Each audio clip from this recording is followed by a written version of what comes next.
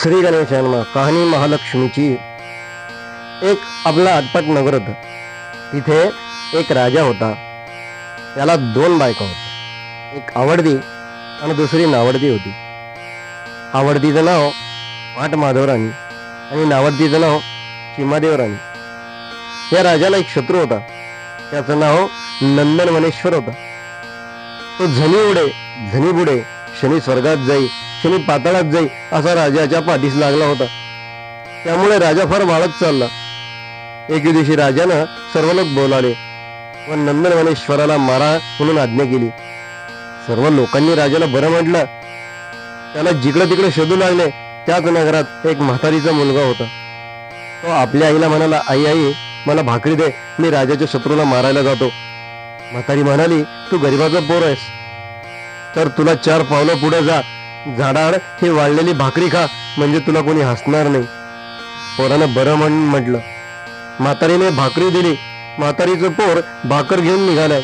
सगळ्यांच्या पुढे गेलं. इतक्यात संध्याकाळ झाली. सर्व लोक घरी आले. त्यांना नंदनवनेश्वर काही सापडलं नाही. तशी राजाला फार काळजी वाटू लागली. पुढे रात्र फार झाली. म्हातारीचा पोर तिथंच राहिला. पुढे मध्यरात्री काय झालं, देवकन्या नागकन्या तिथं आल्या. महालक्ष्मीचा वसा वसू लागल्या. मुलाने विचारलं, बाई बाई यानं काय होतं? त्यांनी सांगितलं, पडलं झडलं सापडतं. मनी चिंतलेलं कार्य होतं. इतकं ऐकल्यावर तोही वसा वसू लागला. पूजा केली, घागरी फुंकल्या. पहाटेस उत्तर पूजा केली. जशी पहाटेस महालक्ष्मी माय कोल्हापुरात जागती झाली, तसं नागकन्यांनी वर मागितला तसा यांनीही मागितला. तेव्हा देवीने आशीर्वाद दिला की राजाचा शत्रू मरेल, तुला अर्ध राज्य मिळेल, अर्ध भांडार मिळेल, माडीशी माडी बांधशील, नवलवाट नाव ठेवतील, तो वैरी डावा पाय मस्तकी घेऊन राजाच्या अंगणात मरून पडेल, असं म्हणून देवी अदृश्य झाली. म्हातारीचा पोर घरी आला. दुसऱ्या दिवशी राणी पाठी सुटली. परसत आली तो राजाचा वैरी मेलेला पाहिला. तिला खूप आनंद झाला. तशी तिने गोष्ट राजात जाऊन सांगितली. राजानं चौकशी केली. म्हातारीचा पोर सगळ्यांच्या मागं होता. त्यानं त्याला मारला असेल असं लोकांनी राजाला सांगितलं. राजानं त्याला बोलावून धाडलं. म्हातारीचा पोर राजाच्या घरी आला. त्यानं राजाला पुसलं, राजा मी आळ नाही घातला, अन्याय नाही केला, तर मला इथं कशाला बोलवलं? राजा म्हणाला, भिऊ नकोस, घाबरू नकोस, माझा वरी नंदनवनेश्वर कोणी मारला? सगळे लोक तुझंच नाव सांगतात, याचं काय कारण ते सांग. पोरगा म्हणाला, राजा मी त्याला मारला नाही, पण तो देवीच्या वरानं मेला. राजा म्हणाला, ती कोणती? तिला तू कुठून भेटलास? पोर म्हणाला, मी सगळ्यांच्या पाठीमागून निघालो, थोडासा पुढे गेलो, शिळी भाकर झाडावर करून घालली, तो येता येता रात्र फार झाली, झाडाखालीच वस्ती गेली. मध्यरात्री तिथे नागकन्या देवकन्या आल्या. पुढे मी पूजा केली, घागरी फुंकल्या. पहाटे महालक्ष्मी कोल्हापुरात जागती झाली. सर्वांना आशीर्वाद दिला तसा मलाही दिला. तुला आशीर्वाद काय मिळाला? मला आशीर्वाद असा मिळाला की शत्रू मरेल, तुला अर्ध राज्य मिळेल, अर्ध भांडार मिळेल, माडीशी माडी बांधशील, नवलवाट नाव ठेवशील, असं म्हणून देवी अदृश्य झाली. मग आम्ही उत्तर पूजा केली. सातो घेऊन घरी आलो. तो आपलं बोलावणं आलं. राजानं त्याची हकीकत ऐकली, आनंदी झाला. पोराला अर्ध राज्य दिलं, अर्ध भांडार दिलं, माडीशी माडी बांधून दिली, नवलवाट नाव ठेवलं. पुन्हा म्हातारीचा पोर आनंदानं राहू लागला. ही बातमी राणीला समजली. राणीनं नवलवाटाला बोलून धाडलं. महालक्ष्मीचा वसा कसा वसाव म्हणून तिने विचारलं. नवलवाटानं तातू दाखविला. तिला सांगितलं, अश्विनवास येईल, अष्टमी येईल, त्या दिवशी सुतांचा तातू तेळाला लावून करायचा. 16 दुर्वा 16 तांदूळ घेऊन तुळशीची पंचामृती पूजा करायची. 16 अर्घ्य घ्यावे, धूप दीप दाखवावा, नंतर नैवेद्य दाखवून कहाणी करावी. ज्याचा वसा घेणं असेल त्यानं तातूची पूजा करावी. तातू हातात बांधावा. दुसरी कहाणी चतुर्थीला व तिसरी चतुर्दशीला करावी.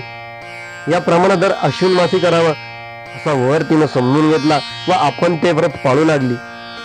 पुढे एके दिवशी काय झालं, राजा राणीच्या महाली आला. सारीपाट खेळू लागला. राजानं राणीचा तातू पाहिला. हे काय म्हणून विचारलं.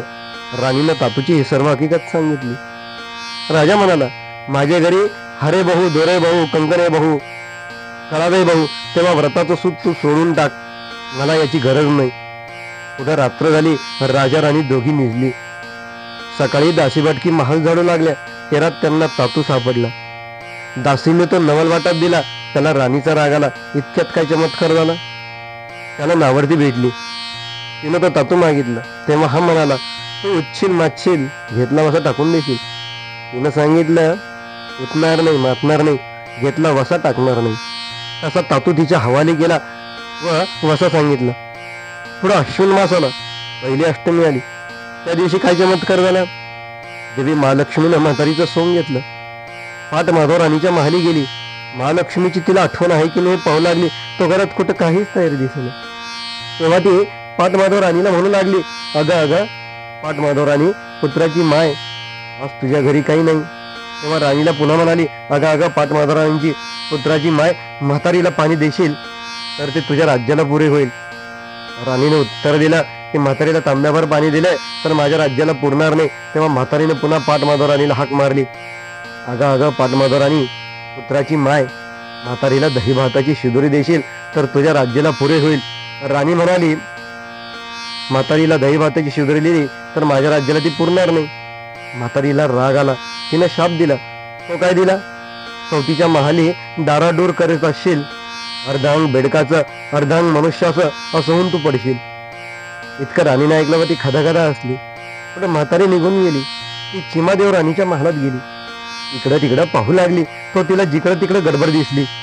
एकीकडे पूजेचं साहित्य दिसलं व दुसरीकडे महालक्ष्मीचा मुखोटा मांडलेला दिसला. तिनं चिमादेव राणीला विचारलं, अगं अगं चिमादेव राणी, पुत्राची माय, आज तुझ्या घरी काय आहे. तिनं उत्तर दिलं, आज माझ्या घरी महालक्ष्मी आहे. तेव्हा म्हातारी म्हणाली, महालक्ष्मी म्हणतात ती मीच आहे. राणी म्हणाली, तुला कशाने ओळखावी, कशाने जाणावी.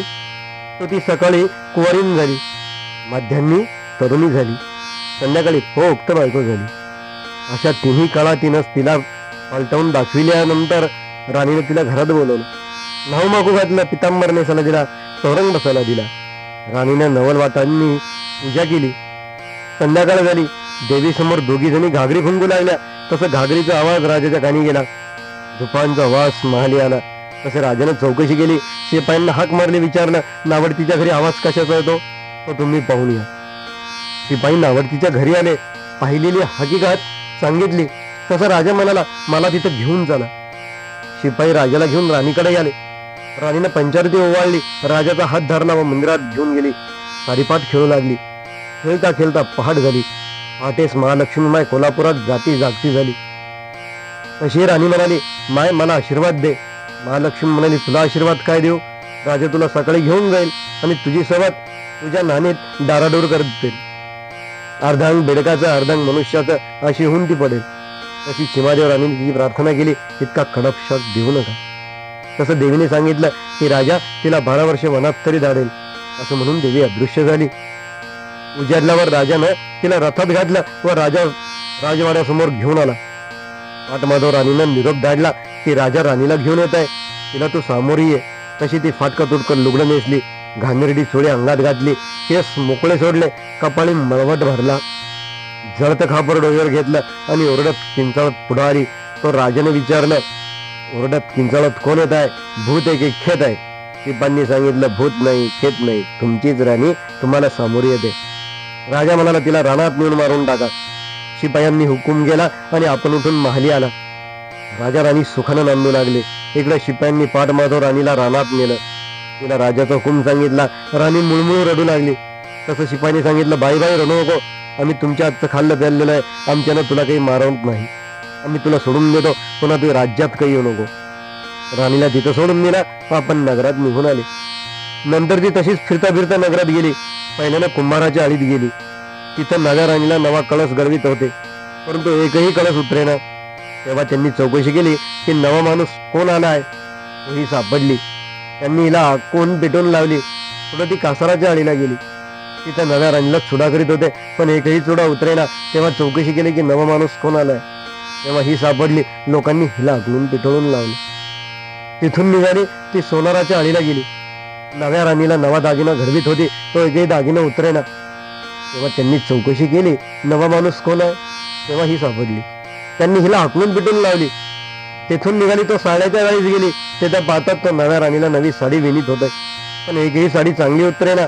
मग त्यांनी चौकशी केली की नवा माणूस कोण आला आहे. इकडे तिकडे पाहू लागले, तो ही सापडली. मग हिला तिथून हाकून पिटून लावली. पुढे ती रानात निघून गेली. जाता जाता ऋषींची गुंफा दृष्टीस पडली. तिथे गेली तर ऋषी ध्यानस्थ बसली होती. ती तेथेच राहिली. ऋषी स्नानाला गेले म्हणजे आपली झाड सारवण करी पूजेचं मांडून ठेवी अशी तिनं 12 वर्ष सेवा केली. ऋषी प्रसन्न झाले. ते म्हणाले, इथं झाड सारवण कोण करताय, त्यांनी समोर यावं. तशी ती ऋषीच्या समोर आली. नमस्कार केला. ऋषीनं झाड सारवण करण्याचं कारण विचारलं. ती म्हणाली, अभय असेल तर सांगते. ऋषींनी अभय दिलं. राणीनं पहिल्यापासूनची सर्व हकीकत सांगितली.